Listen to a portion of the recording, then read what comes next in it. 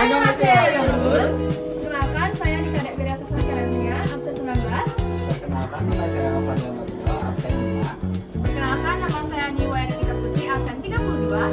Perkenalkan, nama saya Nisa Fadisya Putri, absen 29. Pada video kali ini, kami akan menganalisis hasil analisis SWOT tentang angkringan Tugu Jogja. Selamat menyaksikan.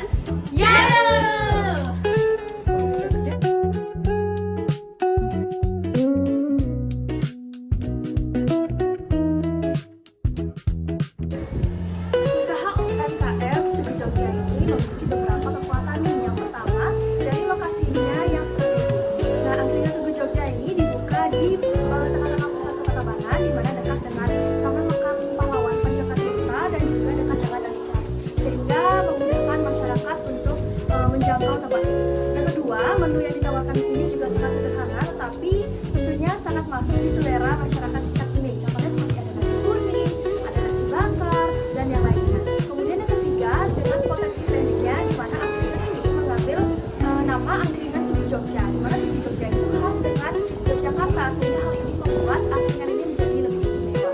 Kemudian yang ketiga, dari konsep angkringannya nih, namanya saja sudah angkringan, ini terkenal dengan konsep yang sederhana, tetapi sangat nyaman, karena kita akan menikmati hidangan dengan konsep lesehan. Kemudian yang terakhir itu ada biaya yang relatif rendah, sehingga untuk membuka usaha ini tidak memerlukan konsep yang mahal, tetapi hanya dengan yang sederhana, tetapi dengan menu-menu yang beragam. Yang kedua ada weakness atau kelemahan dari UMKM angkringan Tugu Jogja. Yang pertama yaitu skala kecil dan kurang profesional dalam pencatatan keuangan. Beberapa riset menunjukkan bahwa banyak UMKM angkringan belum melakukan pencatatan keuangan secara optimal atau manajemen operasional yang terstruktur lemah. Yang kedua ada inovasi menu atau kenyamanan yang terbatas. Jika terlalu tradisional tanpa pembaruan, bisa jadi pelanggan yang mencari pengalaman yang baru atau generasi muda pindah ke tempat yang lebih instagramable. Yang ketiga, fasilitas dan kenyamanan. Jika lokasi dan fasilitas seperti meja, kursi, penerangan, kebersihan tidak dipenuhi secara cukup, maka akan kalah saing dengan warung makan atau angkringan yang sudah modern. Yang keempat ada ketergantungan lokasi fisik dan cuaca. Karena angkringan biasanya outdoor atau semi outdoor, maka faktor cuaca, kemacetan, dan kenyamanan tempat sangat mempengaruhi. Dan yang terakhir adalah branding Tugu Jogja. Di Tabanan bisa memunculkan kebingungan lokasi atau identitas karena Tugu Jogja merupakan identitas dari Yogyakarta. Jika membawa unsur Jogja, itu akan membuat suatu brand dianggap asing dan tidak otentik. Oke, di sini jadi ada peluang atau opportunities. Satu, tren kuliner lokal dan pengalaman makan yang unik. Banyak konsumen sekarang mencari pengalaman makan yang lebih dari sekedar makan, ambience, cerita, keunikan lokal. Usaha angkringan bisa memanfaatkan ini. Studi di Yogyakarta menyebut angkringan punya peluang besar untuk menjadi bagian ekonomi kreatif.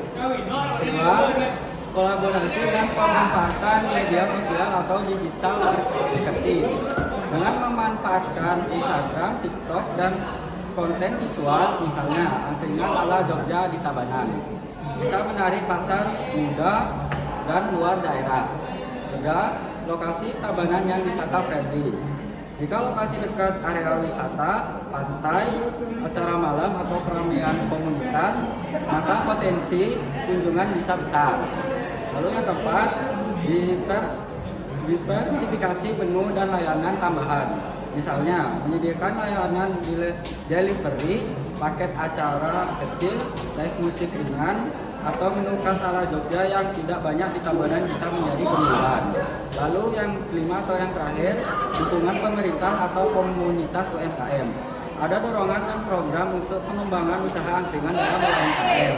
Misalnya di Yogyakarta, pemerintah kabupaten mendukung angkringan dan pembinaan higienitas akses modal. Dan yang terakhir ada ancaman atau threats. Yang pertama, persaingan yang semakin ketat. Banyak warung makan kaki lima dan kafe atau dengan modern yang bermunculan. Jika tidak punya keunikan atau layanan yang baik, bisa kalah yang bersaing.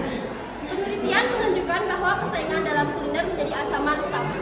Yang kedua, ada perubahan selera konsumen atau regulasi. Misalnya, konsumen semakin mencari tempat yang nyaman, bersih, instagramable, regulasi kebersihan, dan perizinan atau pembatasan ruang makan